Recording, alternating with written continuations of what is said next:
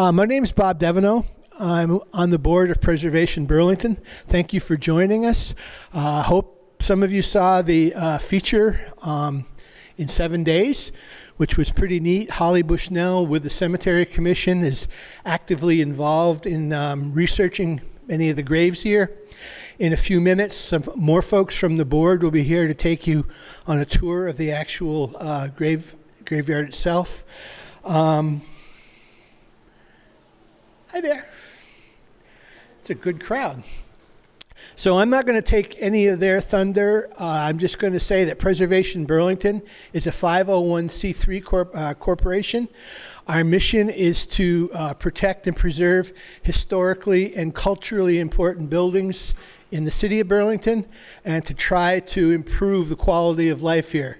And we do that through advocacy, and we also do that through education efforts like this program today. And so oh my goodness. So we do walks, we do a variety of programs in various locations around the city, and we do cemetery tours. And this is our last one of the year. Our new newsletter will be coming out shortly with information about events from the past year, including our homes tour and our historical meetup in the fall.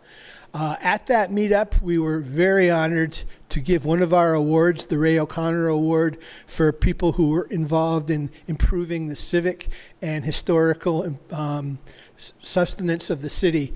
And one of those folks was Diana Carlisle, and she's here today to talk about this chapel, which is kind of a labor of love for her. She's a leader of the Friends of the Cemetery, and so she'll talk about that. She'll talk about some of the work that's gone on in here, and then Karen and Ryan will be joining us shortly to take you on the tour. So again, thank you very much, and we do have some merchandise outside to sell. Put in the plug for that as well. All right, thank you. Diane. Yeah, thank you very much, Preservation Burlington and Bob. You're terrific for keeping on keeping on. I want to honor my friend Diane Aber, who's here today. She's sort of a quasi friend of Lakeview Cemetery. Because our numbers have dwindled, and that's what's happening with the volunteer groups in Burlington. We're doing a lot of stuff, and then we take a break. So we have 3 people: Kathy Davis, Liz Bossy, Rita Church, that's 3, and Vivian, and I, and Diane is part of it too. So we're very grateful. We love to see people here because we have worked very hard. That original group started in 1990 to rehab this, which was in terrible shape. Everything has been replaced, from the carpet to the painting to some of the stencils to the lighting is the latest thing.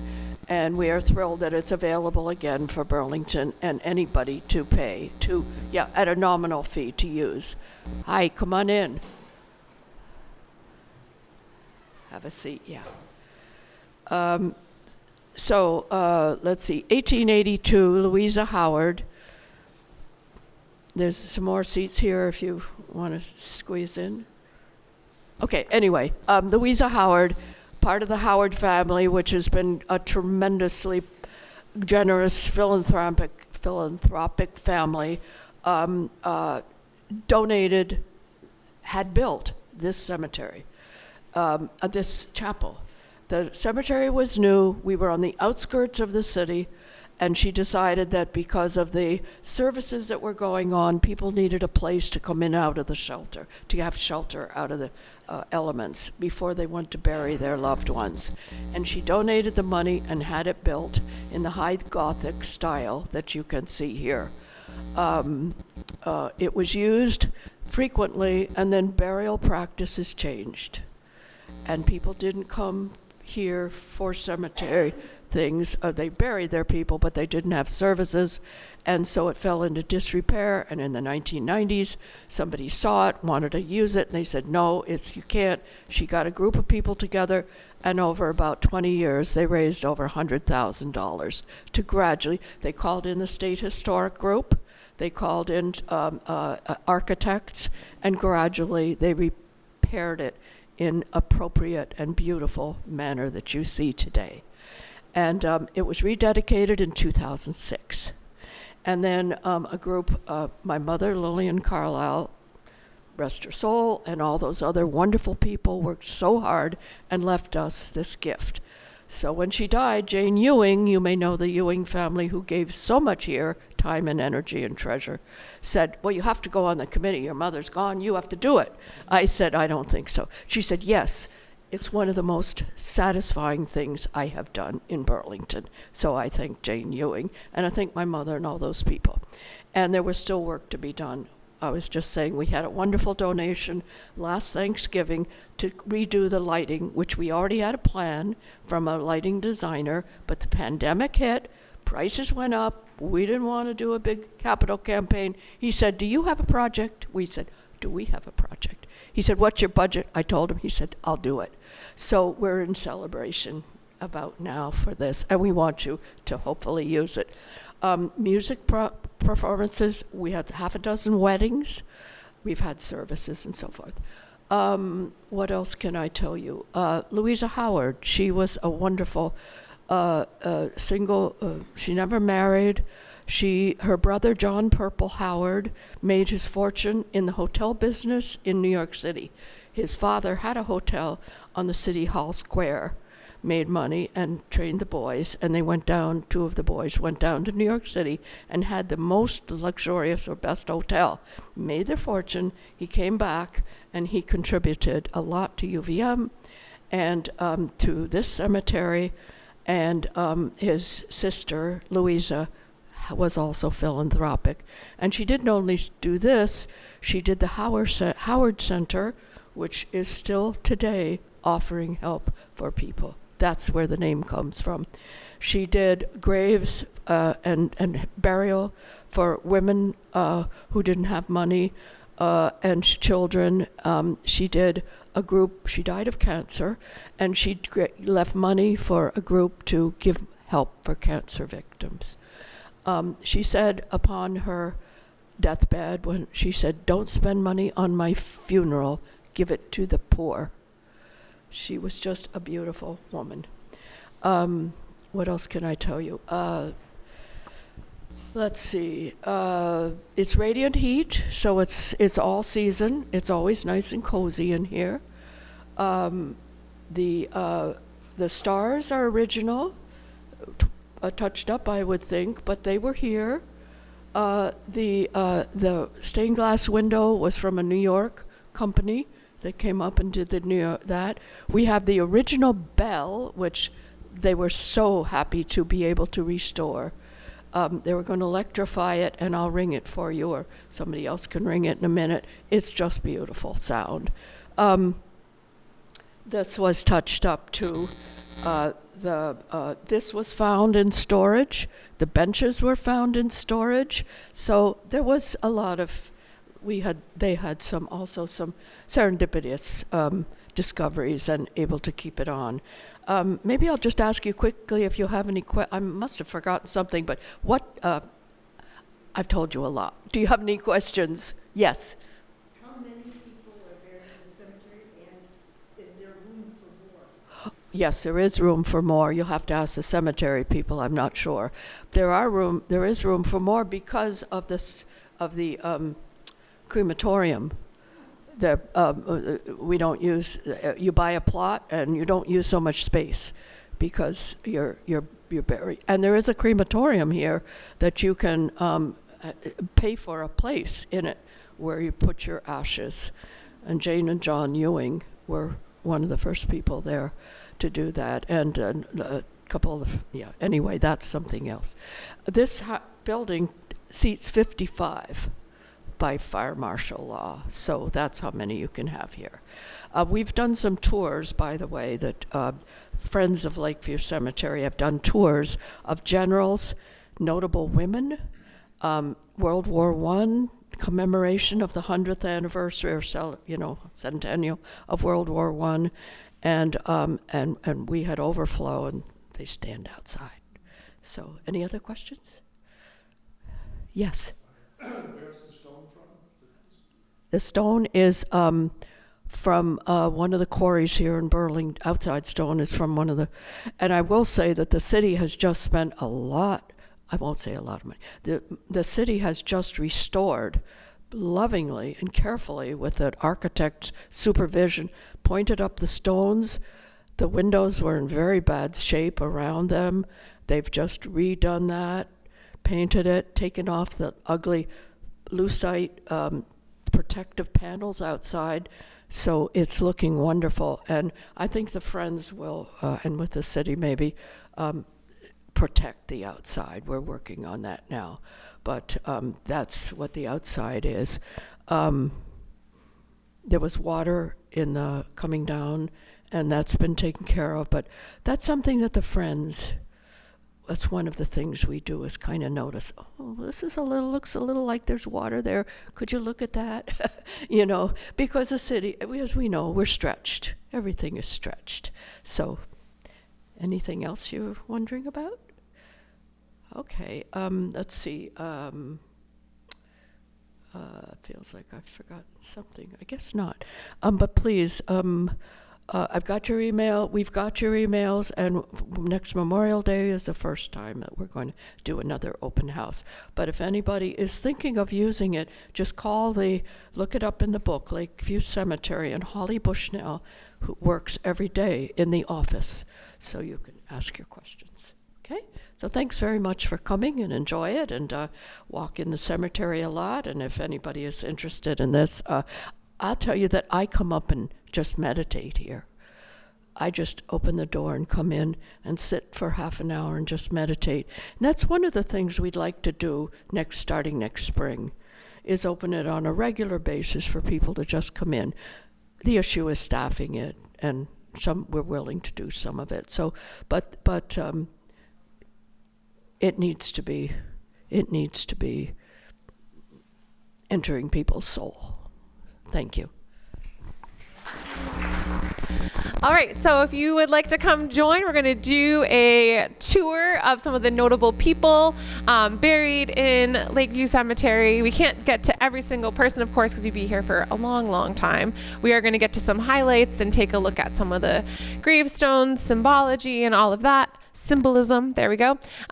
We are going to head out over here to the left. It should be, I think, maybe like 45 minutes to an hour outside. We'll warm up by walking. All right, we're going to head out that way. There's Ryan. Follow him. All right, well, I'm going to introduce myself. My name is Karen Norwood. I am a member of the Board of Preservation Burlington. I don't know, did Bob introduce our organization already when we went into the chapel? Okay, great. I'm an educator and preservationist. I live right in the Old North End in Burlington. I absolutely love doing the education piece about our community's incredible historic resources, including our rural cemetery. This one is just absolutely stunning.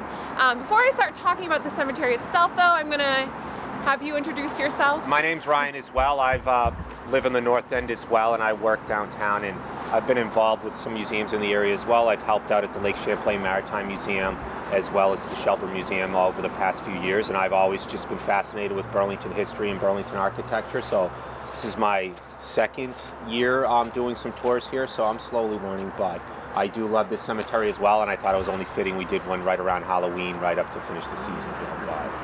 Yes, excellent. All right, so my first question is, how many of you have been through Lakeview Cemetery before?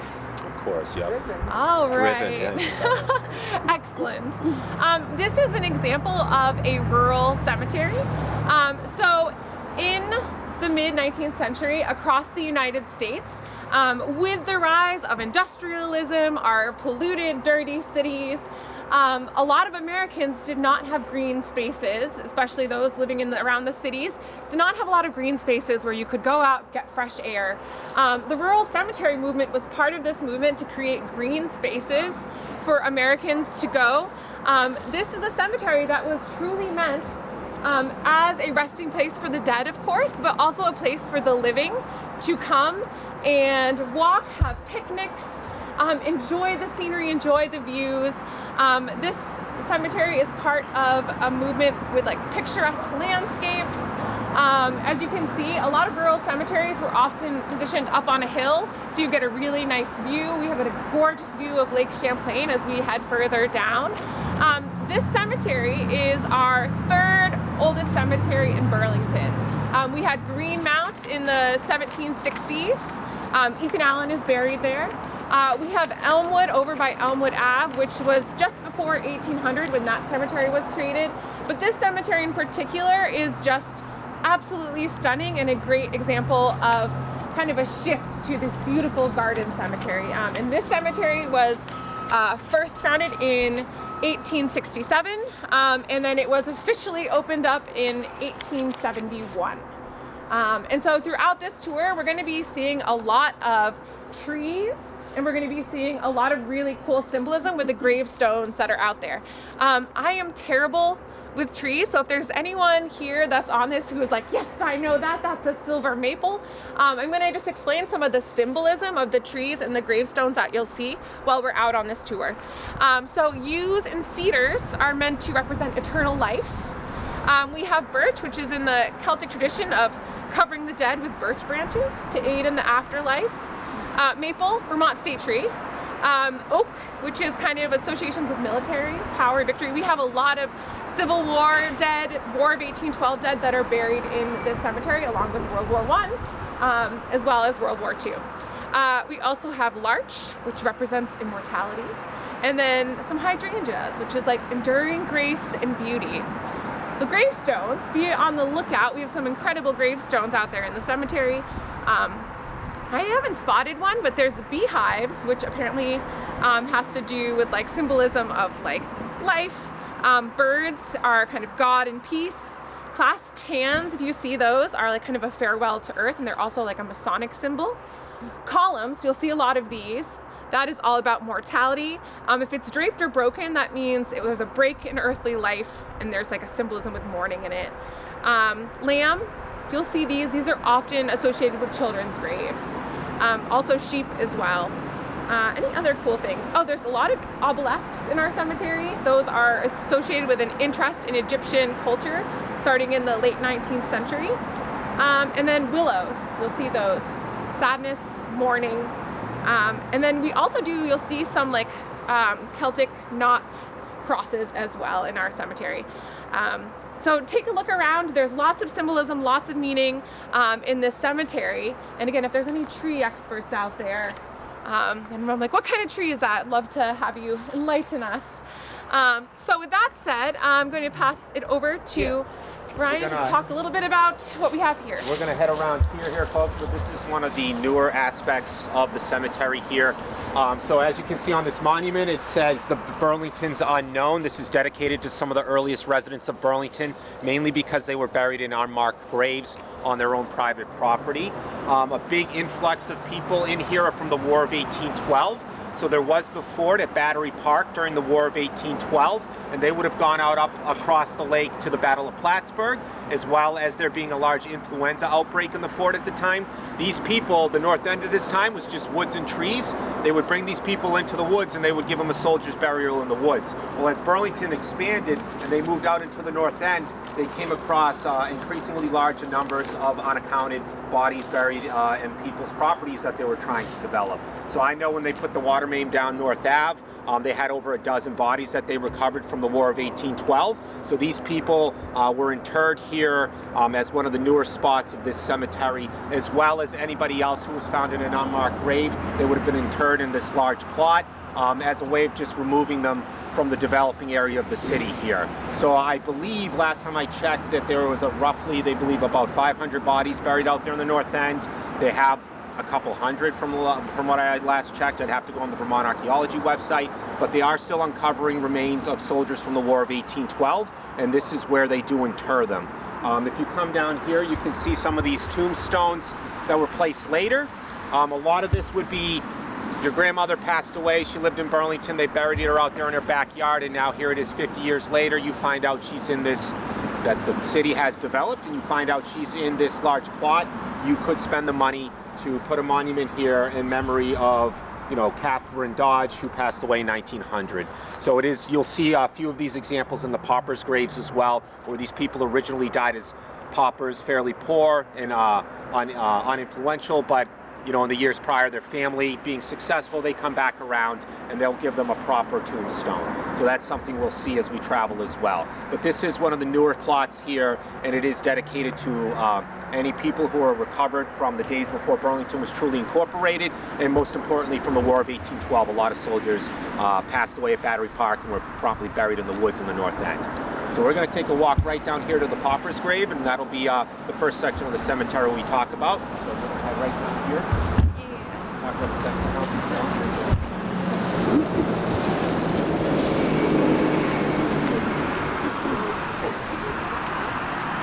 All right, well, boss, real quick right here.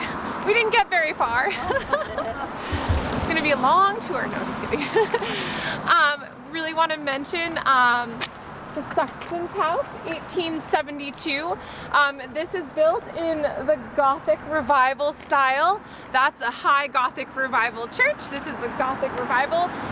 Again, this was very much part of the rural cemeteries. Gothic Revival architecture was all about kind of reviving this like pastoral, idyllic scenes with like rambly old Gothic architecture, and this movement was very popular in the United States. The city of Burlington has just done an incredible job of restoring the Sexton's house. Anyone know, what did a sexton do? I know, sexton, you're like, what, SCX, what? So the sexton was somebody who maintained the cemetery grounds, lived here, and just made sure that they also dug graves. So the sexton was kind of like the manager of the cemetery, and that was their role. There used to be also a greenhouse attached to this, but the greenhouse burned, and so that no longer exists. But there is a shed down the hill that is also part of that time period. All right, let's make our way down. All right, so we are at Charles Hyde's gravestone, which this Chittenden County Historical Society updated and put in a new one in 1986. Charles Hyde was born in France, and then he moved to Burlington in the 1850s and was a well-known landscape artist. He was part of, again, this whole romantic movement in our country, where there's a couple examples of his paintings that are being passed around. It was very much, his work was very much in line with like the Hudson River School, so it was a lot of natural scenes. It was very rare to actually see people in his paintings that he did, but he was a very well-known, established painter, and he painted throughout Vermont. He saw Vermont as being this place where he could truly do these beautiful landscape scenes, because where we live is just so beautiful. Fun family fact connection. He was married to Hannah Whitman, who was the sister of Walt Whitman. So famous poet connection. He was very, very successful post-World War II. He started to Civil War. Post-Civil War, thank you. Not World War II. I have World War II on my mind for some reason. He began to not have so much success with paintings. This was due to the invention of photography and the increasing prevalence of photography. So he had to start coloring photographs to make a living, which reportedly was not something that he truly loved to do. Like, his passion was in painting. And unfortunately, he kind of had a sad end to his life. He got less money, he had developed a drinking problem, and then in 1892, he died of dementia in the Vermont State Asylum. So kind of a tragic end to his life, but his paintings, again, are all over, and he was a very well-known Vermont scenic painter. So a little bit of a famous artist in Vermont. So behind us is the Pauper's Grave section. This is the earliest section of the Lakeview Cemetery. Some of the first bodies were interred here in 1868, so a year before it became a properly scheduled out cemetery. The form of a pauper's grave, it doesn't necessarily reflect like complete and total destitution. Grave plots at this time were fairly expensive and were considered to be like somewhat of a luxury. So if you did pass away, either you were a farmer or a lower middle class individual, oftentimes this would be the extent to which you could afford a grave here. What would happen is they would put you on a gravestone here with a number. And then if you wanted to find out who was interred, you could look at number 184 and generally head up into the sexton house or whoever is administering the cemetery, and you could find out who lived there. But like we had mentioned previously, you can see a nicer monument placed down here, as well as this Veterans Monument placed right there. As we spoke previously, you know, people would come back in time, learn that their aunt, their brother, so-and-so was buried here, and if they had the ability and the means, they would try to do something. This monument right here is for Isaac Price. Isaac Price was a black Civil War soldier. He was one of the first people to enlist in the Massachusetts 54th Regiment, which was a very important regiment. Both himself and his son both joined up in 1863 and traveled to the state of Massachusetts to enlist in this regiment. This regiment was founded by Lincoln in the state of Massachusetts right after the Emancipation Proclamation to create a highly professional black regiment to prove to America that black soldiers are just as competent and just as effective as any other soldier. But Isaac Price here fought from the founding of the regiment in 1863, and he was wounded at the Battle of Boydkin's Mill, which was actually the last battle that the 54th participated in the war. So he went from start to end in the 54th Massachusetts. He lived on a farm down in Shelburne there and had a meager existence in Vermont. And when he passed away, unfortunately, all he could really afford was this pauper's grave. But his son, as well as the Veterans Association, doubled back in the subsequent years and erected a proper monument befitting of a veteran of his status here. But there's also some of the Home for Friendless Women in here as well, with a very famous... Such a sad name. The Home for Friendless Women also had about 50 burials here from the late 1890s to about 1914 or so. These burials, there's not so many markers left, but we know that they were buried over in this section of the paupers' graves. The Home for Friendless Women was a sad name, but it was a place for women who did not have husbands or ran into hard times and did not have support to help take care of themselves and their babies. Kind of depressing, but fun fact is Ted Bundy was born at the Home of the Friendless Women because his mom was there. The Home for the Friendless Women also became later known as the Lund Center. It was named after Elizabeth Lund, whose husband was the first attending physician. The Lund home was on 346 Shelburne Road in Burlington, and here is an image of that. The old Lund home. And the Lund Center, of course, is still in existence today. Yeah.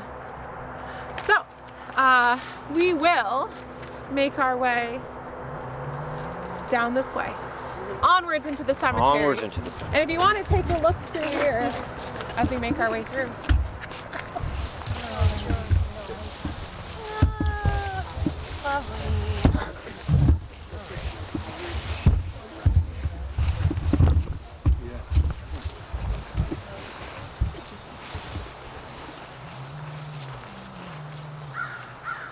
And you can see the unevenness of the land, because if you had a plot of land here, you were allowed to dig the grave, but you couldn't spread it on anybody else's plot. So you'll kind of see certain mounds at times as you go across here.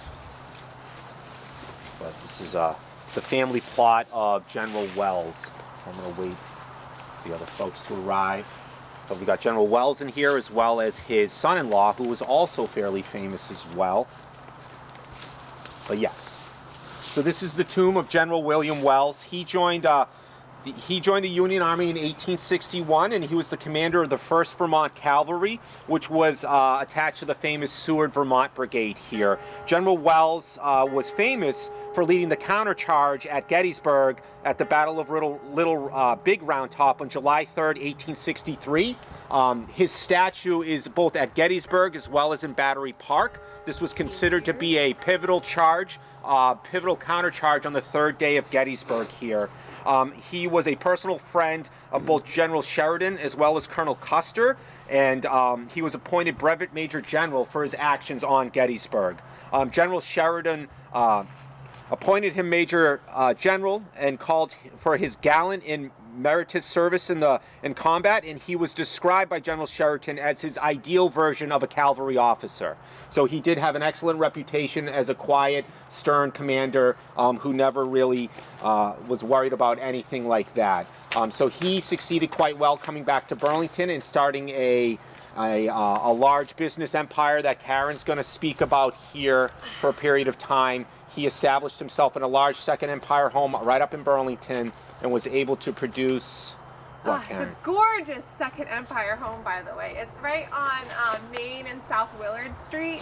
Just absolutely lovely. It was designed by a local architect, A.B. Fisher. Fun fact, Second Empire was part of it's a French style of architecture, and it's really known for the mansard style roof that you'll see on buildings like that. Wells, when he returned from the Civil War, he established a business with another person, the Wells Richardson Company. The building where they had their main offices is still intact right in downtown Burlington. Wells Richardson Company produced any number of different products. They produced, for example, improved butter color, will not color the buttermilk, strongest, brightest, and the best. So there is an example of some butter color that the company also produced. What they're also most well known for was Payne's celery compound. Payne's celery compound was one of those late 19th century cure-alls for any sort of aches, pains. It did have some celery compound and celery in it. It also had a lot of alcohol. Actually, after the Pure Food and Drug Act, when they had to reveal what was actually in Payne's celery compound, it was established that it had between 18 to 21% alcohol in every one of the bottles, so no wonder people were feeling really good from taking Payne's celery compound. Did not have so much to do actually with the celery, but just a lot of alcohol, and probably didn't ultimately help so much with nerves. Anyway, it was very, very successful. Payne's celery compound was sold nationally. If you ever look in historic newspapers, which I encourage you to do, you can search Payne's celery compound. You'll see advertisements across the country. Even internationally, people were buying Payne's celery compound. And the advertisements are really fun for it. Along with most late 19th century medicines, it's really fun to read it because it's all just kind of ridiculous stuff. Like this will cure everything. Blood disorder cured. Yes. But anyway, so very interesting fun fact about William Wells. And we have right over here, son-in-law as well also has a claim to fame. So Dr. Horatio Nelson Jackson married the daughter, Martha Wells, the daughter of General Wells here. In 1899, after he passed away, they moved into his Second Empire home. But what Dr. Nelson's claim to fame is, in 1903, in a drunken argument in California, he made a bet that he could drive across America in a vehicle. At this time in America, there was 120 miles of paved road in the country. They were all within city limits. There was no gas stations, road maps, or anything like that. So he took a 20 horsepower Winston touring car known as the Vermonter. He found a stray dog along the way and was able to cross the United States of America in 63 days.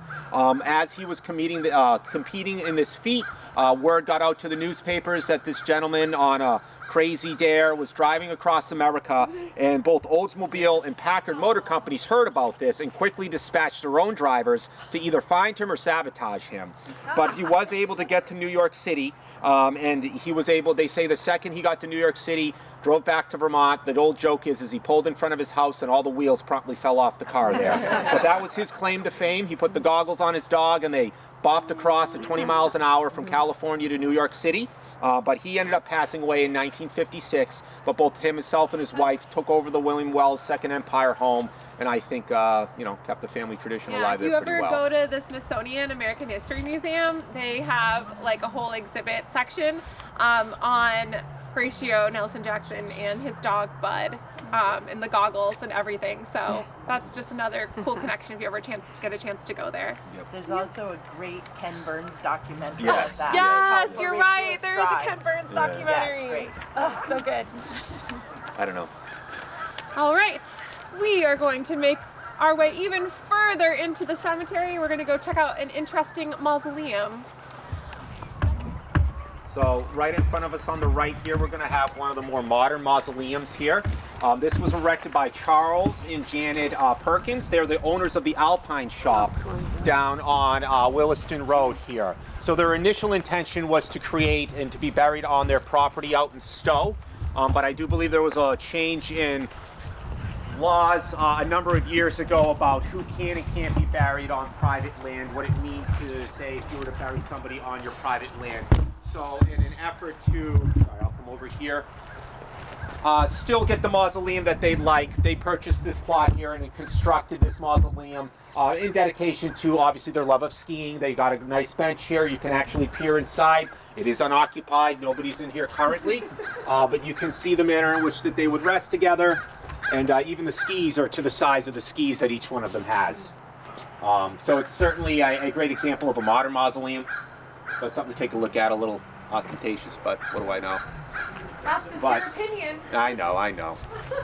But you have the stained glass skiers up on the front, meant to reflect both themselves, their names on each pair of their skis, but it's pretty fascinating. People still doing it. Yeah, you're welcome to come You can go take a look inside if you'd like. Nobody's there. Nobody's home. Nobody's home. There's a little chalet.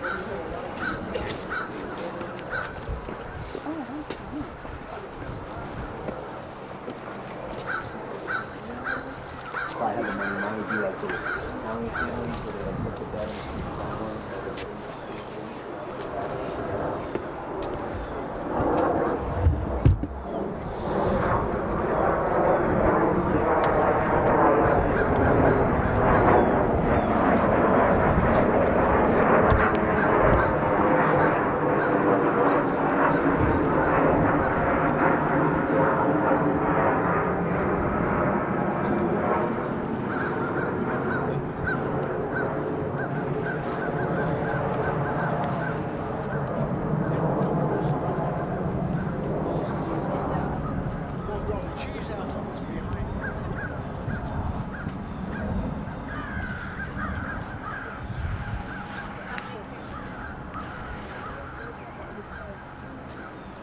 Right over here. But we're going to go right over here, in front of the Converse Angel here.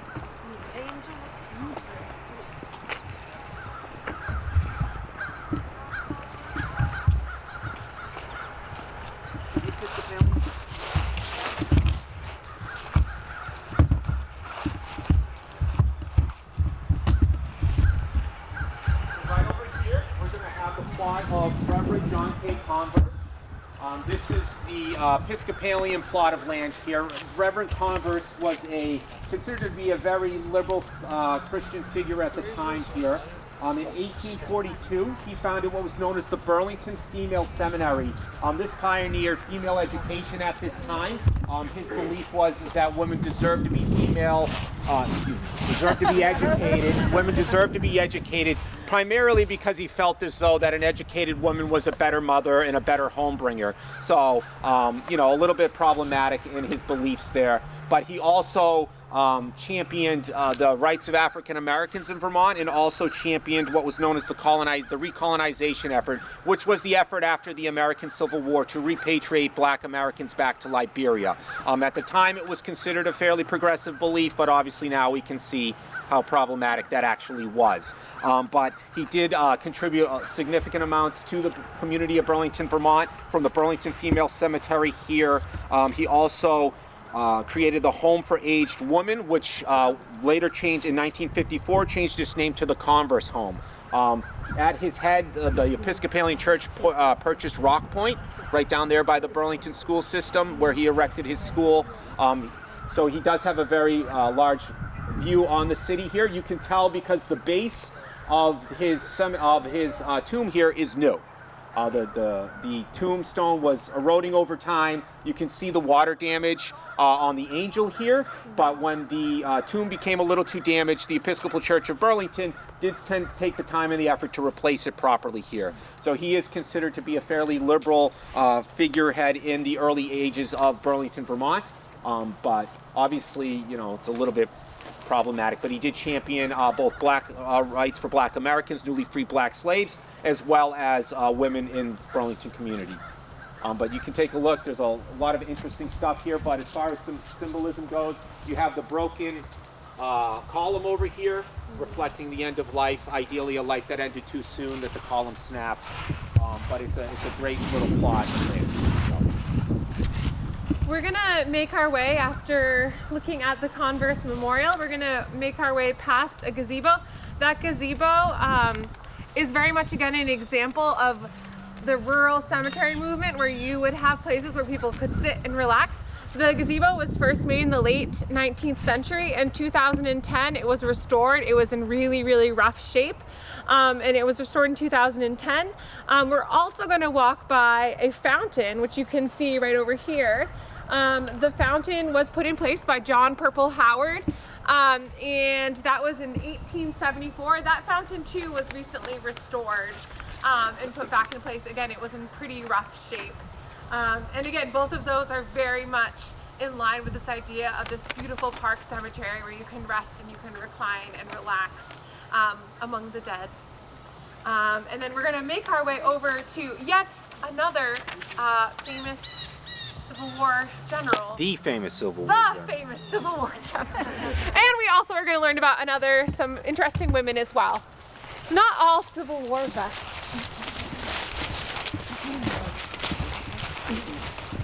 Yeah, I think we can. We're gonna come. Yeah, we can walk right by. The bike path.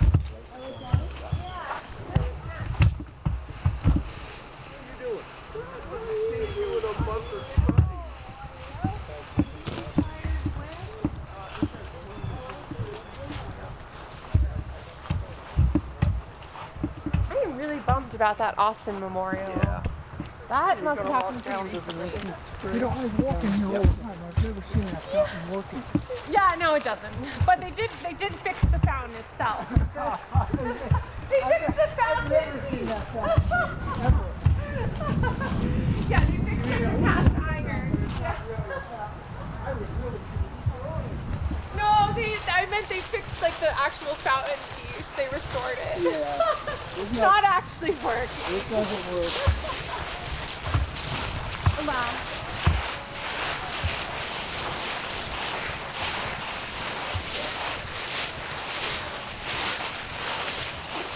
Stay focused on it. Oh, the fall. Now, will you be doing stone restorations down here, or have you been? There has been. What's the gentleman here trying to work with?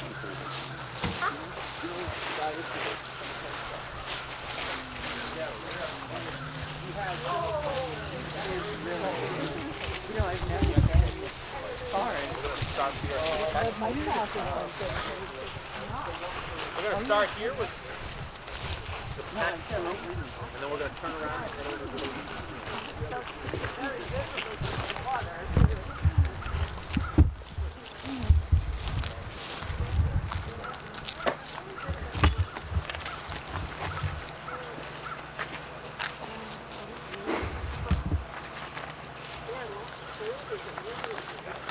Oh, yeah. Yeah.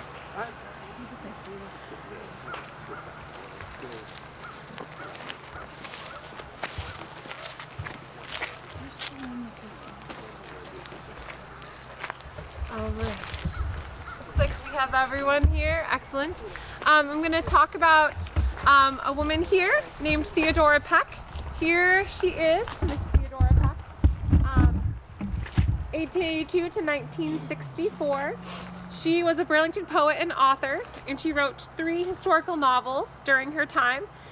She wrote Hester of the Grants, A Romance of Old Bennington in 1905, which is, quote, a largely forgotten tale of the New Hampshire Grants, Old Bennington, and the Battle of Bennington during the Revolutionary War.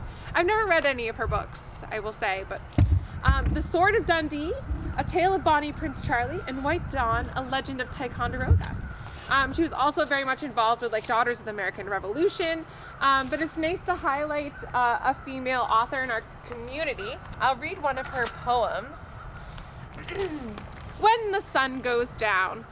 When the sun goes down beyond the line of hills that bridge the west, when the twilight brown comes like a bird onto her nest, the sun is come, night is come, and starlight whispers, welcome home.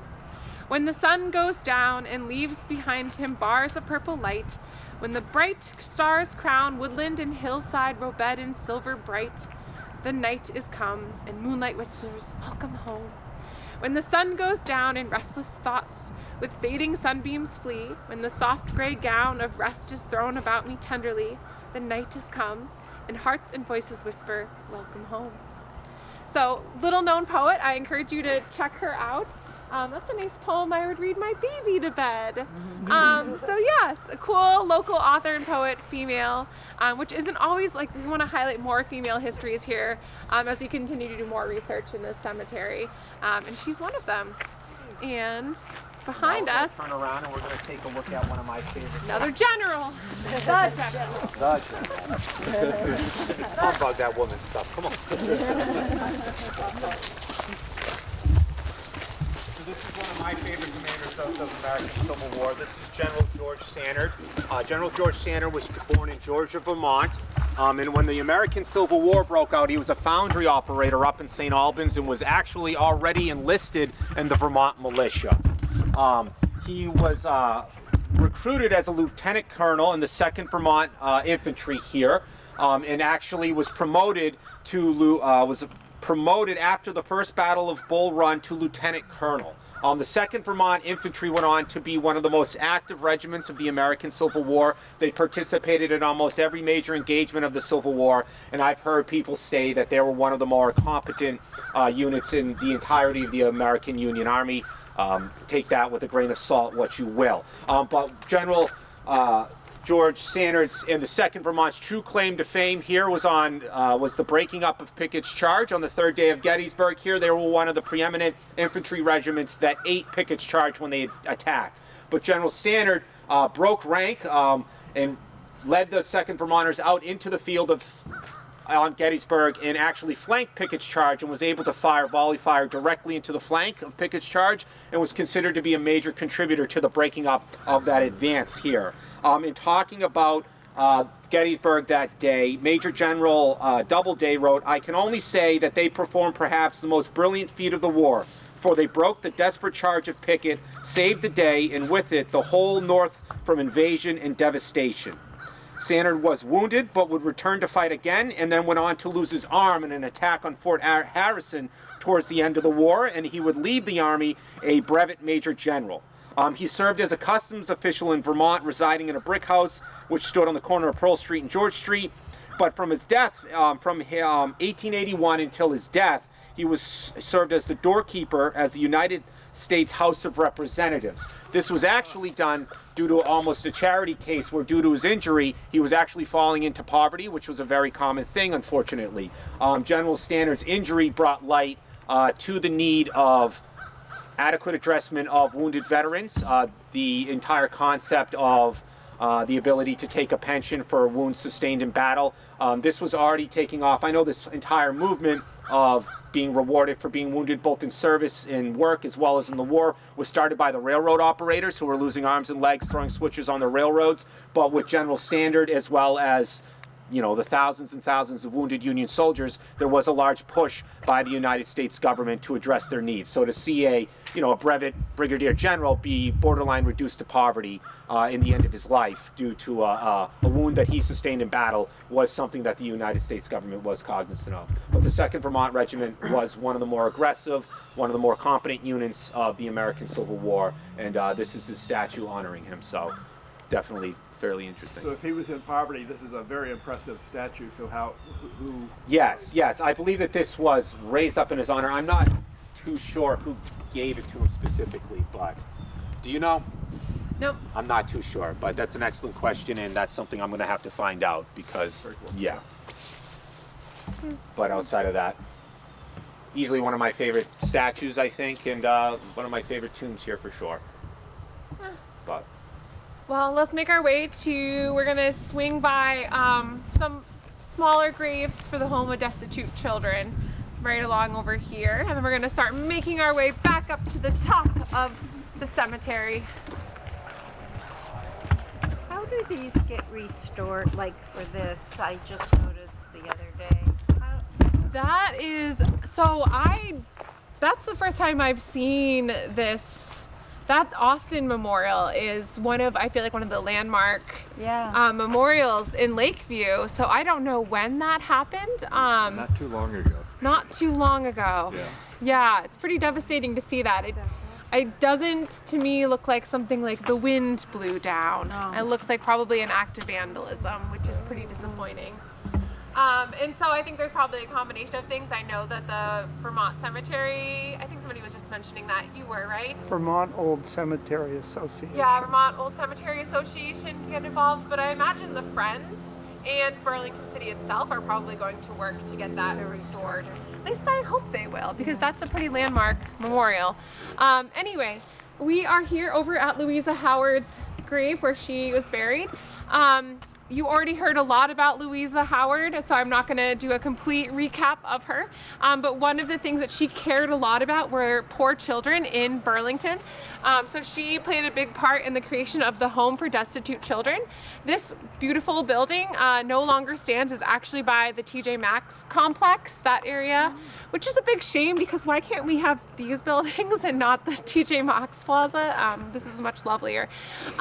But you can see here, these are children's graves. So children who were at the Home for Destitute Children and lost their lives at a young ages due to disease, most likely. And you can see again with the little lamb symbolism, again, these are all sweet little babies that lost their lives too young. But Louisa Howard made sure that at least they had tombstones and some memory for them. So, yeah. Oh, little babies. We're gonna actually make our way around up this way. As we walk by, take a look. Some of it you might have already heard me say this, but the Austin Memorial right there used to be kind of like this gateway view into the cemetery between the columns and the pediment. And that looks like it's been knocked down due to vandalism, which is a shame.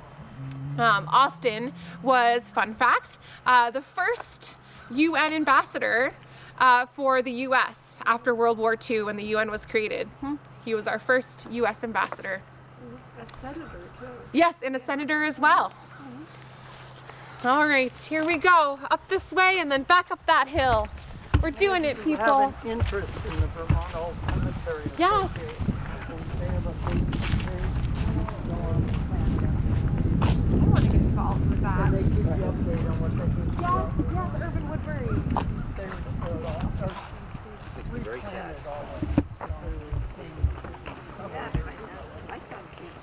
They were all full. Falling over. Knock on their flat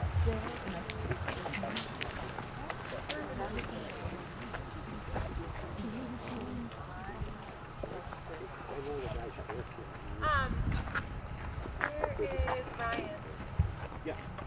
Do you know, did you read up on Urban Woodbury? Urban Woodbury, but we might have somebody who can talk to us about it. He was Wait, really? subbing in. Go ahead. No, you Go We ahead. have a member of the family here. Yeah. Whatever you would like. Urban Oh, is that Woodbury. right? There you go. There you go. Yeah, tell us a little bit about Yeah. it. Finished medical school in '59. War started, and he signed up and lost his arm at First Battle of Bull Run. Came back, but didn't let it deter him too much. I think he must have had some perseverance in his character and went on and was in Burlington the rest of his life. He cared very much about He got captured. He was in the Confederate prison. They got. I don't know if it was Andersonville, where he was exchanged. in Richmond. And he cared about the veterans his whole life, worked hard. When I was mayor and lieutenant governor and governor, and always cared very much about their welfare. Dabbled in all sorts of businesses, down on Pine Street. People went down to Boston. That was where he started.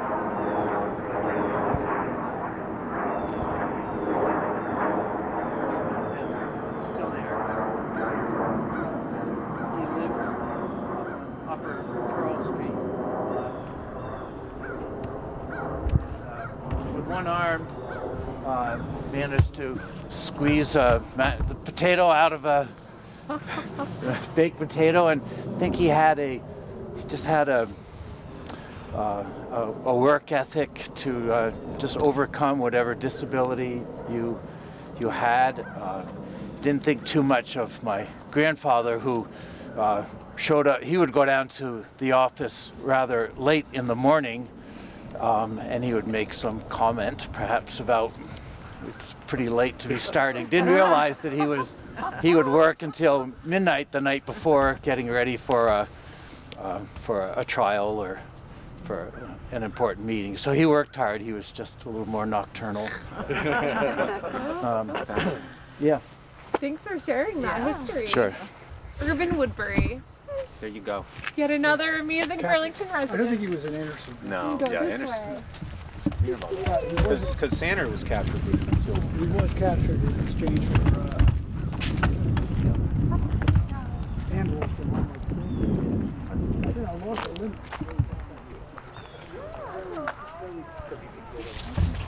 That's also one. Isn't this so cool? Yeah.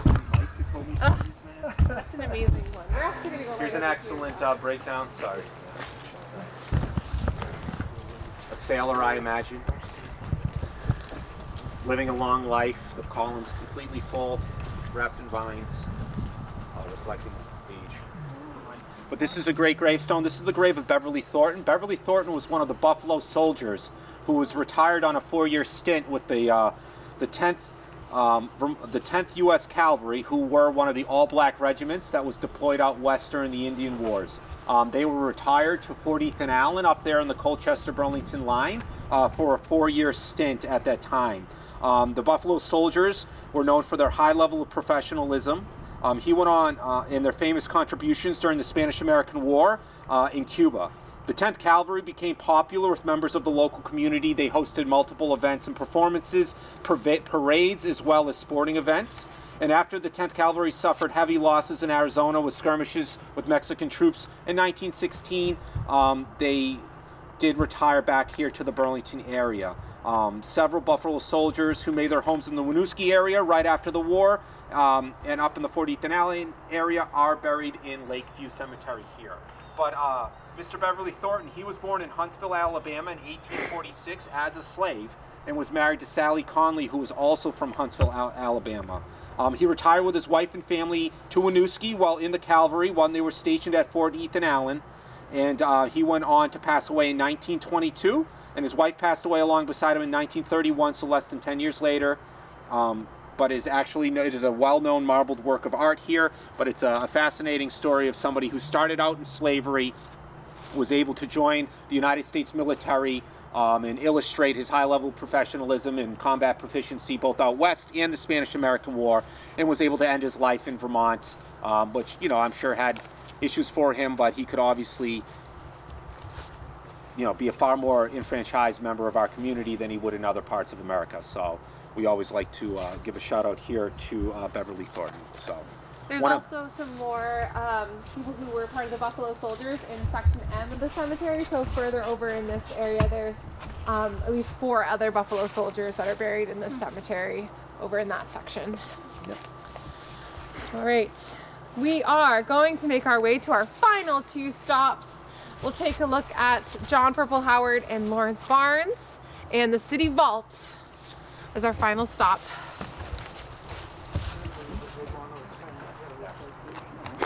But it doesn't take anything to do. We just sign up to their website.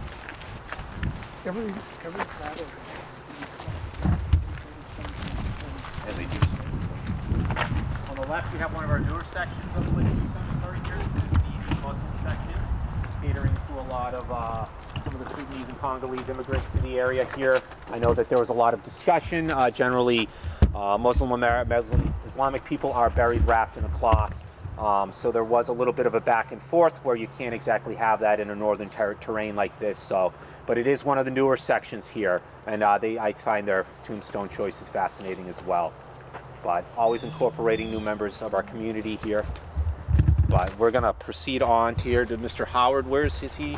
He's right over here. And also here's the cremation circle as well. So this is where cremated remains are placed, our cremation area. Which you can still also be a part of. That's a good question. You too could be. That's a good question. I saw that. So it's not a tall bear. No, I don't think so. We are walking by. Here we have the obelisk here, the tomb of Major General Oliver Otis Howard. Major General Howard here, he served in the Civil War from its onset of Bull Run. Excuse me, John Purple Howard. I'm in the wrong spot. You are in the wrong spot. Why don't you start? Otis Howard is over there. John Purple Howard. Hey. We've already talked a lot about that family already. His sister was Louisa Howard. He was a big philanthropist. His family made all of their money in the hotel business. He was able to retire in 1852 with more than $500,000, which back in those days was a lot of money. And that was when he was only 38 years old. So the rest of his life, he really was a big philanthropist. Throughout Burlington, you will see Howard buildings, structures. He did a lot for the community of Burlington throughout his life with the wealth that his family had had. And certainly his sister Louisa did as well. Our last stop is Lawrence Barnes. Anyone know? Burlington as a city owes much to Lawrence Barnes, who really founded the lumber industry in Burlington. In the 1850s and 1860s, Lawrence Barnes found a kind of tax loophole of getting Canadian lumber shipped down to Burlington and then planing it and then shipping it across the U.S. by boat, by railroad. The lumber industry really just exploded in Burlington as a result of this man right here. Down at the Burlington waterfront, by the late 1800s, it was known to just have stacks and stacks of planed lumber. In fact, they would even name like areas between the stacks by like street names because it was just so high and they were navigating through them. By the late 1800s and early 1900s, the lumber industry went into decline in Burlington. There's a number of reasons for this. It became not so profitable. Also, there were other ways in other places. They were finding ways to produce and shape lumber in a much cheaper way than they were over here in Burlington. But again, our city's founding and really growth started with this man and his efforts to get the lumber industry going in Burlington. So that's him in a nutshell. Our final stop is going to be the city vault, and then we can make our way up a steep set of stairs and be on our way, I believe, for 12:30 on the dot. And that's our last stop. Where are the children from the orphanage buried? Oh, the children. Oh, like that orphanage? Yeah. That's a good question. I wonder if they were buried over at The Catholic cemetery. You think they were buried over there? Down by the water. buried. Yeah. That was a Catholic orphanage, was it not? It was a Yeah, Catholic it was a orphanage. Catholic. Right. So I imagine it would have been in the Catholic cemetery. Yeah, the home for destitute children were buried down Yes. there. Right. But that's not, The orphanage. yeah, that's not the orphanage. I thought it was over in that section down Yeah, there. that's possible. Because We'll they have to made a look into that. walkway I got through a there. few things I need to research now. Thank you to your questions. Okay. Yeah, that but I is don't one know of the answer. If anyone else does, So you think it might be? you might think Well, it's they have a walkway. They do. somewhere Yeah, through over there. there. I mean, it would Children make over sense proximity-wise Yeah. that, in fact, those children would have been buried here. Yeah. But religion-wise, I'm not sure if the diocese At that period of orphanage. time. Yeah. Yeah. Good question. Good question. Brought a pencil every time. There is. Right there. Yeah, there is. I thought the other day. Well, here's our last stop. It's the City Vault, kind of self-explanatory. Built in 1869. This is a place where they would store bodies over the winter, and then in the spring take them out. The chapel also, they also stored bodies in there in the bottom too when it was full. So yeah, both of these spaces were where they kept the dead in the cold and then buried them after in the spring. Thank you so much for coming on this tour. We're so glad to have you. Thank you guys. Follow Preservation Burlington online on our website. Feel free to swing by. I don't know if Bob's still up there at the booth, but thanks for coming today. We appreciate it. Hope you had some fun and learned something new. It didn't rain. And it didn't rain. You guys had some great questions we have to look up now. I know. Learn a little bit more each tour, so I do appreciate that. Yeah. Thank you so much. Thank you.